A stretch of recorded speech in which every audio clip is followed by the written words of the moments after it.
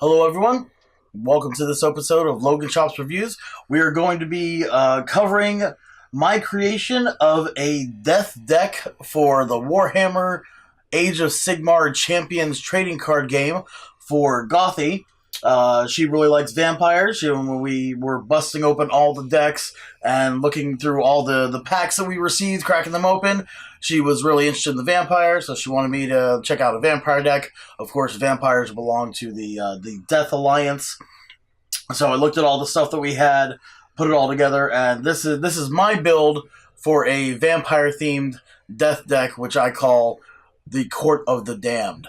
So we're going to go ahead and take a couple look at these cards. First off, if you're doing any videos or picks for Warhammer Champions, make sure that whenever you post them up, you use one of these sleeves from Light Seekers. You can see the sleeve here. It's able to cover up the cards, the edges of them, because the app will be coming out on August 2nd, and you'll be able to scan the cards into your app, and you don't want anybody to scan your cards before you're able to, your tribute cards and your other cards into your collection. So if you are able to pick up a Light Seekers deck that has these nifty little sleeves in them, go ahead and pick one of those up. If not, find a friend. They probably have a bunch of extras of these lying around. So go ahead and grab one of those. Okay, so first off, let's get to the champions. So since this is a vampire deck, the number one champion I chose to put in this deck for her is the Bloody Vampire Queen. So you can see that right there. Bloody Vampire Queen. Excuse me. So this queen right here, she's a champion. She's a warrior wizard. She costs 9 points when building the deck, and if you haven't checked up anything else about it, when you're building a deck, your champions can't go over 20 points. So she's 9 points when building the deck, and she's got the ability that when this champion removes a highlighted unit, you move one vampire unit from your discard pile to your hand, and it has the highlighted units right there on there for when you remove them. And her quests are to play a unit, play an ability, play a vampire unit right there, and then also play a spell, and then her blessing will come out. So since this is the Court of the Damned, we need to have we have a queen, we need to have a king, and who better than the Barrows White King right there. So he's just a regular warrior. He costs 3 points, so right now we're up to 12 so far. He can do risen units, if you've seen over there where the queen was vampire units. He can do risen units, and damage from highlighted units cannot exceed 3 after damage reduction. And you see it's going to be the units right in front of him.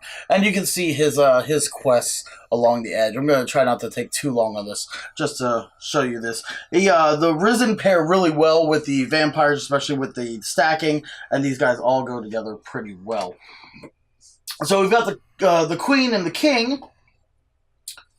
So next up we have the Hungering Vampire Lord.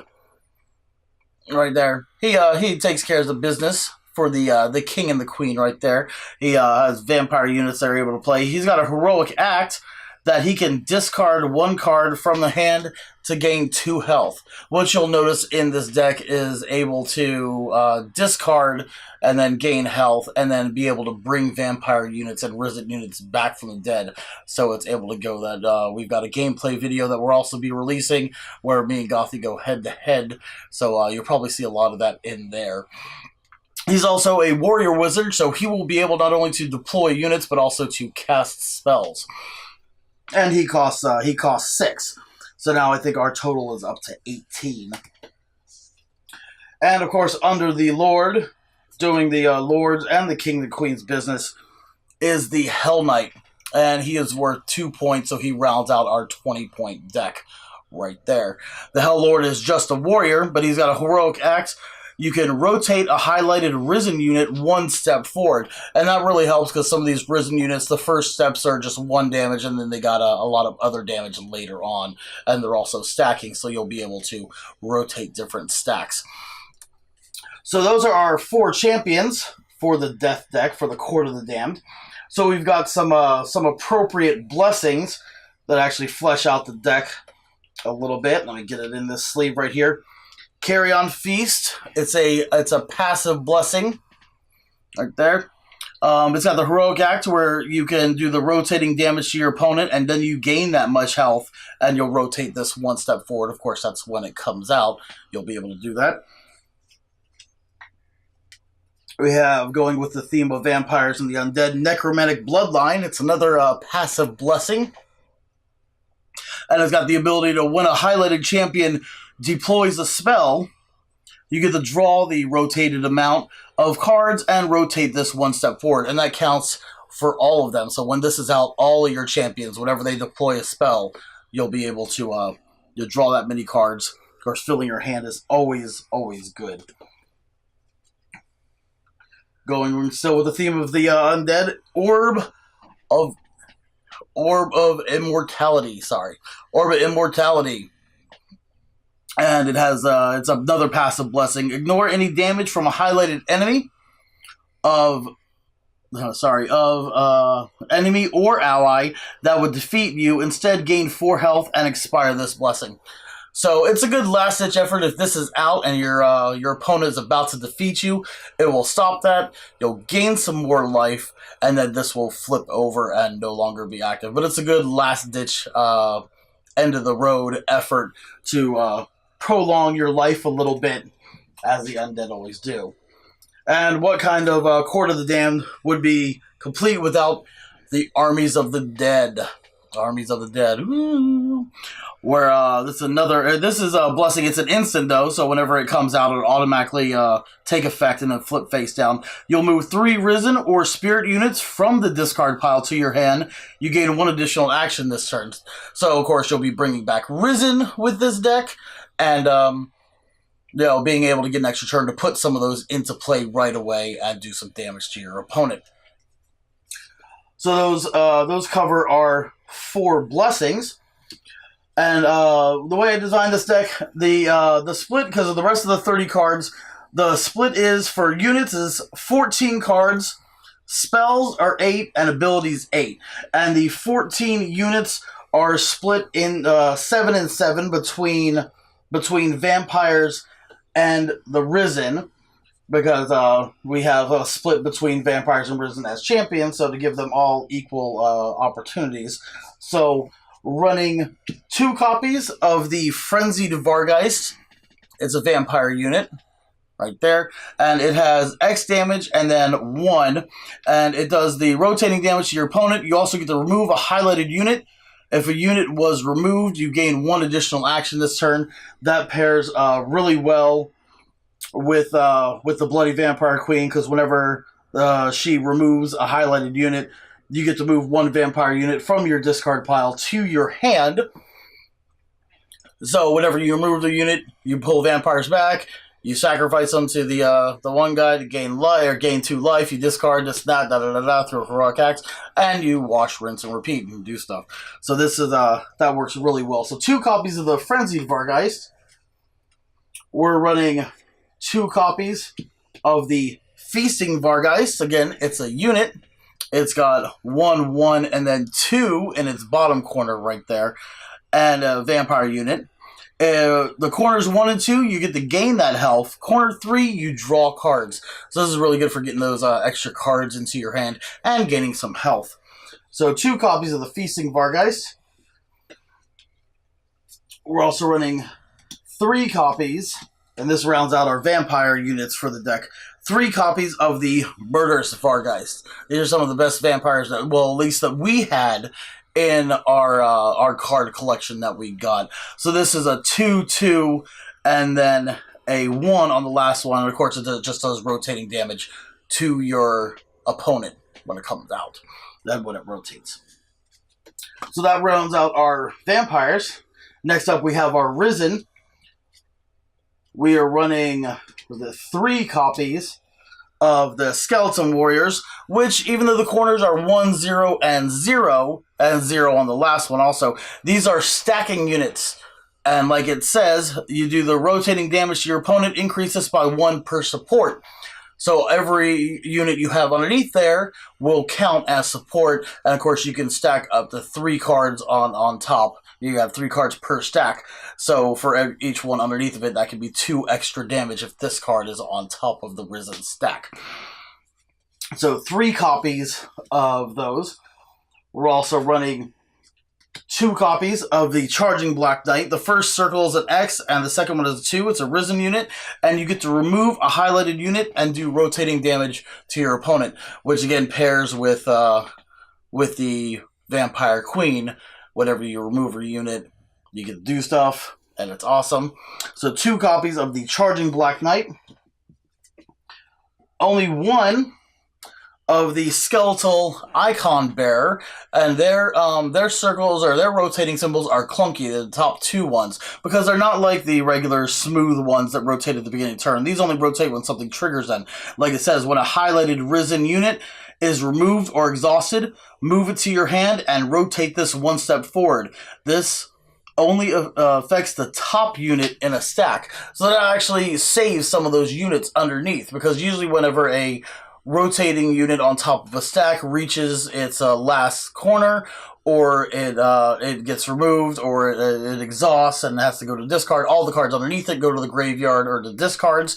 This will actually remove that top card back to your hand, but then you'll rotate this one. So 1 copy of the Skeleton Icon Bearer, and then we've got our biggie bad for the Risen. It's a Zombie Dragon. Has the X, 2, and then 4 in this corner. This is one of those ones whenever it says that you can rotate that Risen unit, that one guy using his heroic act, rotate a Risen unit. You rotate this and do some extra damage. Like it says, as this enters play, you got to discard 1 card from your hand, but the rotating damage is rend damage to your opponent, so it's going to ignore damage reduction stuff, and it's just going to do massive damage to your opponent, and it can be a life-saving effort. So those are all the units in the deck. Let's go ahead and grab the spells that we've chosen over here. We are running 2 copies of Return of the Fallen, of course, because bringing stuff back is one of the focuses of this deck, and being able to recycle them for life and to bring stuff back and everything. So this is, you move rotating Risen or Spirit units from your discard pile to your hand. It has an X as the first one, but a 2 there, so you'll be able to bring those back. We got Born from Blood, which is a spell that lets you remove a highlighted unit. If the unit was removed, you get to deploy a vampire unit from your deck, discard pile, or hand onto this champion, even if it's a wizard, because wizards usually can't use units. Of course, you're running warrior wizards, because they'll be able to do units anyway. But you replace this card. If the deck was searched, you have to shuffle it afterwards. So this, you see, it has XX and then 0 there, but yeah, or a blank one there. So you'll actually get to go ahead and do some stuff when this comes around, being able to pull stuff from your hand, your deck, or your discard, which is really good. Goes with the theme of bringing stuff back. We are running 2 copies of the Born of Blood. We're only running 1 copy of Soul Feast. It's got an X as the first corner, and then 6 is the other one. It's a spell that says, this can only be deployed by a vampire champion. Well, that's no problem. It's a spell, and our queen is a warrior wizard, so that's no problem. So, remove a highlighted unit. If the unit was removed, you gain that much health. So, whenever this pops over that way, you'll be able to gain 6 health, remove a unit, and, or remove a unit, then gain 6 health on there. We're running 1 copy of Terrify. So, this can only be deployed by a vampire champion, which, of course, is no problem with this deck. And highlighted units and spells are dormant. So, the highlighted ones, as you can see down here in the red, so in those spots there, will not be able to rotate or to reset or restart. They will not be able to do any of that. They will not do any effects or anything, so it really kind of slows your opponent's deck down, just causes their cards to just sit there and do nothing. And then our last spell, we're running 2 copies of it. Those are all class. I should not mention that those are all class-specific spells. Those they're death spells. But this one, 2 copies of this one, and this is for any class, is an Arcane Bolt. which was one of the highest damage spells that we have. The first 2 corner X's, and the last one is 7. And of course, when it rotates, it does that damage to the opponent. So 2 copies of those. Bam, bam. Blow your opponent up. 7 damage. It can be lethal. On with the abilities. First, the class-specific abilities. We're running 3 copies of Bloodthirst. It's an ability for Warrior. And it can only be played by a Vampire Champion. If this champion has removed a highlighted unit this turn, gains 6 health. So yeah, more health gain from removal, which is what your stuff does a lot of. We have some of the abilities for Wizards. We're running 2 copies of Commanding the Dead. It's a wizard ability right there. You deploy 1 Risen or Spirit unit from your hand or discard pile onto the highlighted champion. Of course, normal restrictions apply. So you'll be able to do it on any of those 3, either the one that played it out or the other 2 to the side. We are running 1 copy of Call of the Grave, of course, because this has to do with the dead. You get to gain 1 health. Oh, this ability is usable by anybody, warrior or a wizard. So you gain 1 health, shuffle up to 2 units from your discard pile into your deck. You know, get your units back, get your vampires, get your risen, get them back, put them back in your deck. Wonderful. And then these abilities we're running 2 opportunity strikes. They're able to be used by any alliance because they're gray border. This one is a warrior ability. 2 damage to your opponent. Increase it by 3 if there are no highlighted units in play. So if you've been removing their units or killing them off, doing your job correctly, you'll be able to do up to 5 damage with this ability. All right, and that is our build. I call it the Court of the Damned. We're going to see how it plays against my deck that I built. I built a Chaos deck. You'll see us go head-to-head in our next video. So go ahead and stay tuned to Logan Chops Reviews. We'll see you next time.